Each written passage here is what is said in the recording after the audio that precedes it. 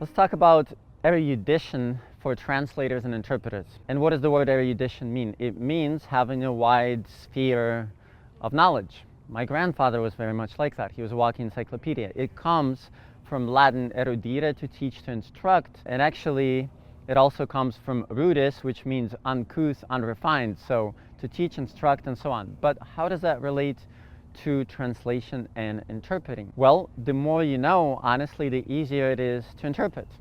I'll give you a few examples. Like, actually envision in your mind, recall a time when you were kind of lost in lists, when the speaker was naming something, names of places, names of people, dates, historical events, medical terms, and you were lost. Now imagine that you knew what they were. Let's say that you're interpreting something about the Midwest, and the speaker says, well, of course, you know, to list out the Great Lakes, there is Lake Ontario, and then there is Lake Erie, and then there is Huron, and there is Superior, and there is Michigan.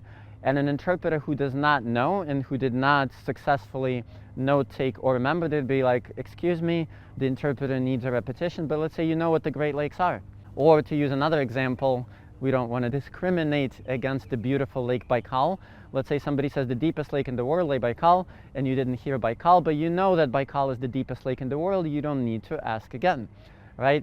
Or my favorite example when I'm torturing interpreters, because I'm a track athlete, let's say that I'm asking you to interpret something about track, and I say, of course, the decathlon consists of, and it consists of javelin, hammer throw, discus, long jump, high jump, pole vault, 1500-meter run, 400-meter run, 110 hurdles, and 100-meter run. I hope that was 10, and I hope I didn't mess up any of them. More or less correct. I never did. I was never a sprinter, so forgive me if I messed those up, but I think not. So now let's say that you know nothing about track. Well, if you're a really good note taker, you got it, but most people lose about 7 points there, or maybe 5 points. But let's say that you know that you watch the Olympics, or that you're a really curious cat, or not cat, that was whatever, that you're really curious and you know what the events are, or at least you have a concept. Well, it would be easier, right?